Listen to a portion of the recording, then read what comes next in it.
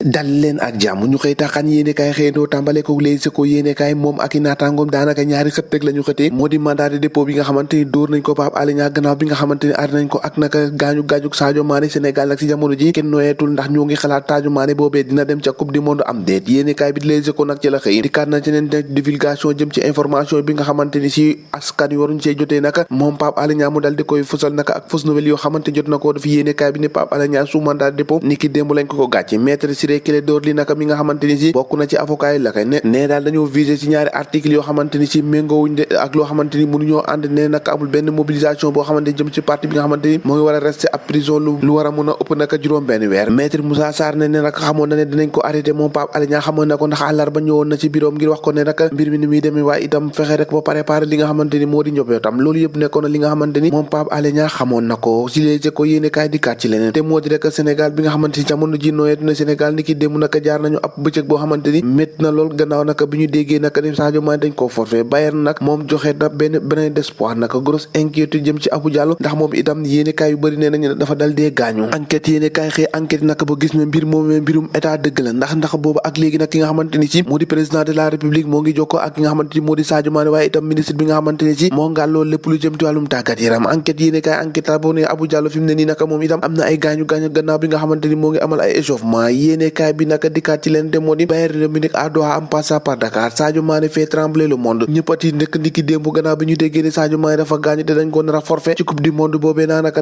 ñëppatiit naka réew mi ko di ñee dikkaat ci population entre doute ak espoir xiini mini beeg ñaaw njortu gi naka boobu ak léegi mu ngi lalu si askan wi naka gannaaw bi nga xamante ni dégg nañ ne Sadio Mané naka boo moytu du bokk Sadio Mané ci la solo yéene kaay nee na pour Sadio Mané blessé à quelques jours du mondial le Sénégal pris à genoux maanaam tey ji benn oom rek la ñu lii quotidien dikkaat di leen nee na naka 24 heures d'incertitude maanaam 24 heures yoo xamante ni si ab xiini mini dina ci amaat naka Sadio Mané dem na ca autorité ngir amal ay examen complémentaire yoo xamante ni si dina ko mën a tax rek ñu gën a càmbaraak wér-gu-yaramam boobee nga xamante ni si ñoo ngi koy xool participation jëm ci coupe du monde l'observateur dikkaat na Sadio Mané l'infime espoir ndax Sadio Mané nag jamono ji moom la gaa yëpp teg naka espoir bi nga xamante ni si bu demul ci coupe du monde ñu bëri jàpp nañ ne Sénégal nag jarul muy dem nit ñu war a xam ci blessure Sadio Mané boobee Augustin Senghor ci biir yéene kaay bi neen ñoo ngi xaar ab notification boo xamante ni si di xibaar boo xamante ni moo ngi war a jógee rek ci staff médical bu joueur boobee nag su ko defee ñu mën a xam véritablement naka la ñu war a taxawee bés bi le jour de ci bés bi ak Qatar 2023 Sadio naka risque le forfait tout un peuple à genoux ñëpp a ngi teg seenub ëm naka di ñaan benn ëm nag la ñuy ñaanee gannaaw bi nga xamante ni si dégg nañ na ab forfait boo xamante ni ñoo ngi koy tudd Sadio Mané waaye naka Bayern boobee confirmé gu naka ñoo ngi xaar ay yeneen examen médicaux yoo xamante ni war nañ koo def médecin wu Sénégal naka médecin wu gaynde yi naka ñu ngi koy xaarandi foofee ca Munich naka ak défenseur Abou Diallo bi nga xamante ni nee nañ naka fi mu ne ni moom i tamit dafa am gaañu loolee naka indi na ab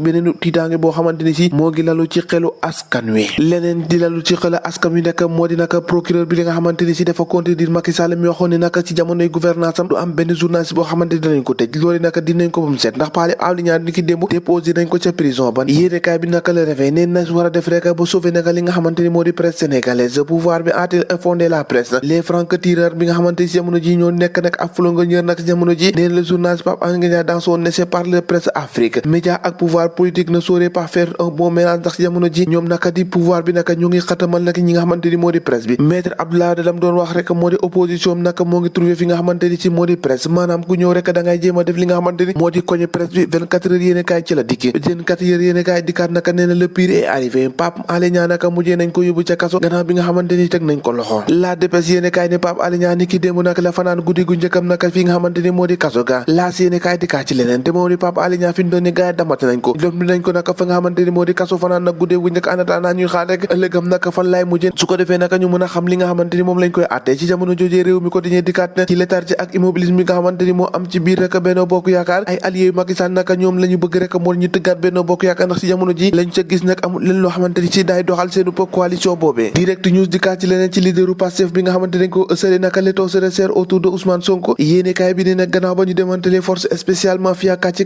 arrêté 5 membres naka ñi nga xamante ñoo ko doon garder leaderu Pastef nag ci jamono ji moom rek moo ngi naviguer ci ay eaux yu tàng jir eau trouble yoo xamante ni si moom dong moo ci nekk ñu nekk ci leneen te jamono ji naka grève bi nga xamante ni si waa kër docteur ñoo ngi koy am naka hôpitaux yi naka jamono ji daanaka booy xool naka ab dee waaye naka lañ ko mujjee soppal naka tribune yéenekaay mooy xëy fësal loole le calvaire bi nga xamante ni dinaa jeex ci askan wi nga xamante ni ñoo dem ci l'hôpital yi ak malade yi nga xamante ni si jamono ji naka boobu ak léegi naka fi mu ne nii xamaguñ fu ñu teg seen tànk ñu bëri naka ji ca loru gannaaw nag grève yu bëri yi nga xamante ni gis nañ ko waa kër docteur di ko def fan yi booba ak léegi Walf Quotidien dikkaat ci leen te moo di denrée alimentaire yi naka ton baa ngay monté ci diggante commerçant ak client si jamono ji naka neexoot na gannaaw bu ñu annoncé aw wàññi naka ñoom commerçant yi fi ñu toll nii jëfee ndigal gi moo te ak client yi nag si jamono ji bëgg ci nu mu gën a gaay rek ñoom commerçant yi wàññi njëg li mbir mi nag fa mi mujjee ji du neex de ñoo ko déggandoo jàngeen jëf bu ëllëg